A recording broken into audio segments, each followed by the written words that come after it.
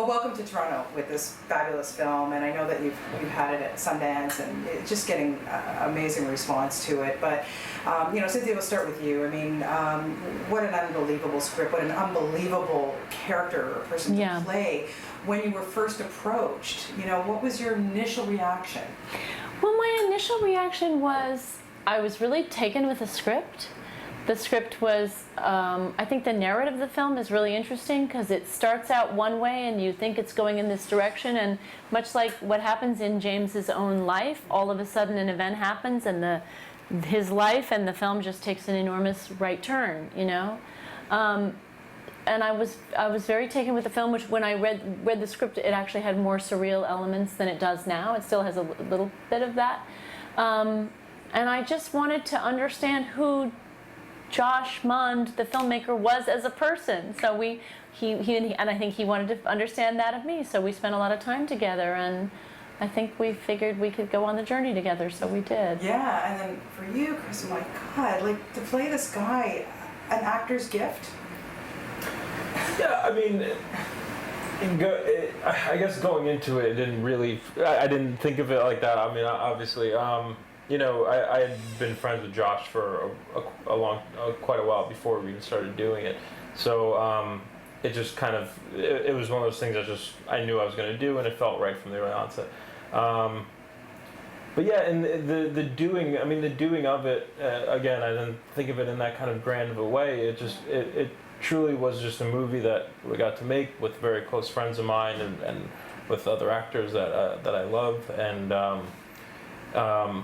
the process of it was in a lot of ways really cathartic and informational, even personally, and all those kinds of things that kind of took away from it, and then in that grand kind of way, I mean, it's there's a lot to chew on.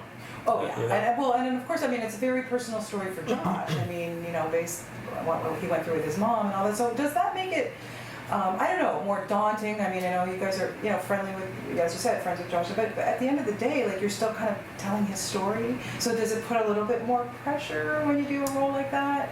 There's some responsibility, but I mean, but technically, I mean, you're doing the script and you're doing what's written. So as long as you do that as honestly as possible, I mean, that's the best you can do. You can't go too wrong, as long as you try your hardest. Yeah, and I think a lot of his producing partners actually knew his mom. I didn't know his mom. You didn't know his mom, right? I was there towards the end. Yeah.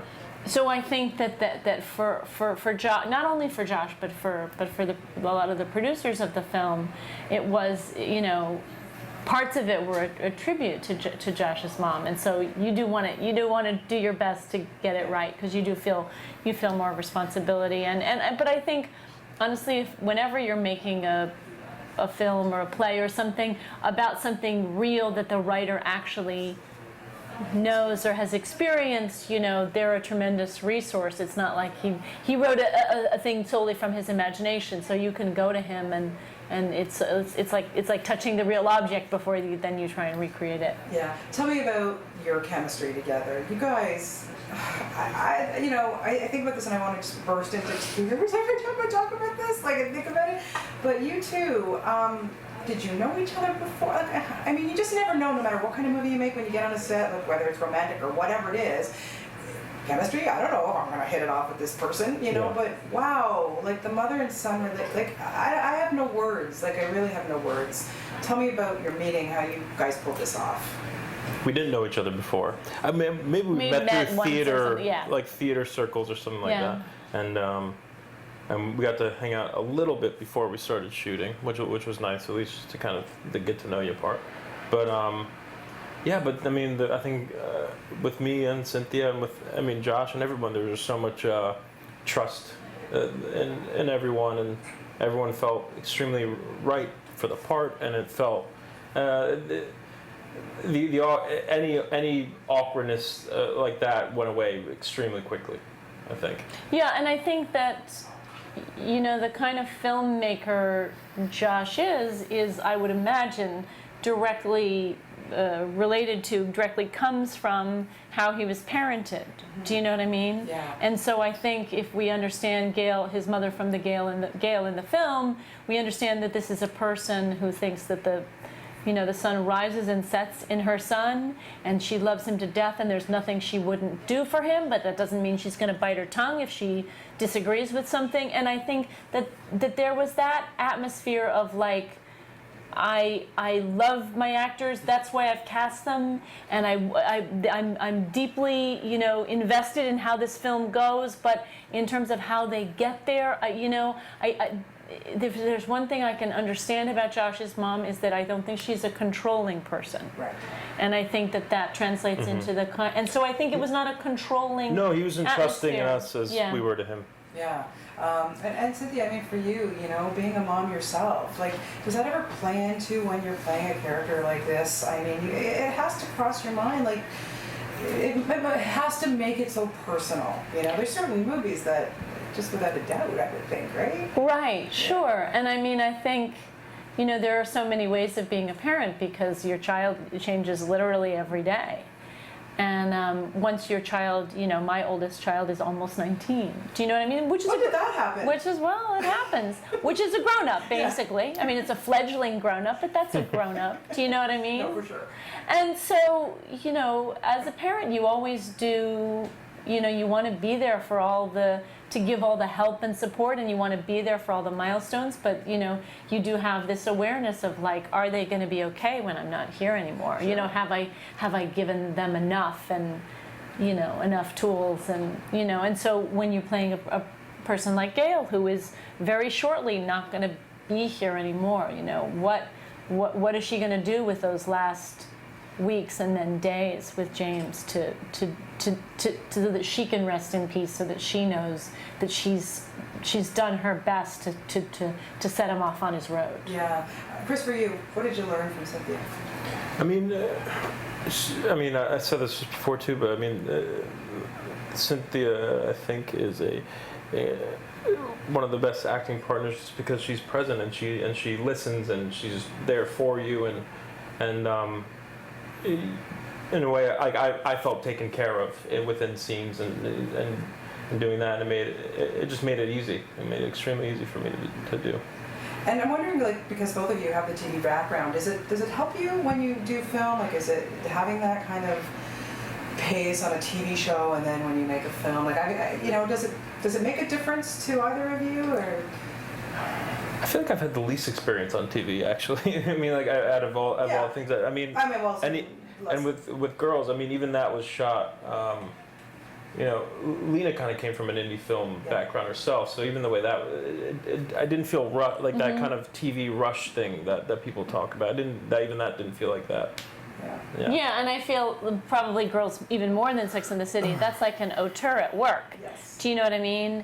And so I think one thing that's really nice that HBO, one of the things that makes HBO so great is it's the opposite of a traditional network where they come in and they micromanage every prop, every hair barrette, every line, every entrance and exit. Do you know what I mean? Very like Gail in the film. It's like, you're my son, I believe in you. I hired you because I believe in you. Do your work, let your voice be your voice. And I think that,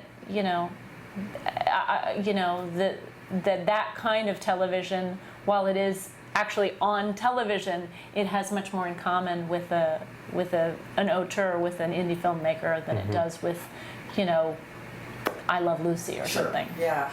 You guys are, like I said, getting rave reviews to this, and I honestly wouldn't be surprised if we see it up at the Oscars. Chris, I'm just reading the poster for, like, attention like a young Harvey Keitel. Like, how does that make I know. Oh, my God. How does it say it up there? Young Harvey He calls Keitel. your attention like a young All Harvey. right. That's pretty cool. And I asked for Cynthia, that to be underlined, but they didn't. Yeah, you were gonna have that in yellow, right? Harvey Keitel. I wanted a heart kind of drawn right around those two I think names. we could A big arrow. Yeah. But that's crazy. That's awesome. It's cool. Yeah. What do you say, right? It's pretty amazing. Last question. Just like one thing that you take away from this movie, obviously, is that cancer can hit anybody. It doesn't matter how strong you are, how healthy you are, how fit you are. We all know somebody who's been affected by it or whatever. What are you hoping that audiences will maybe just take from this?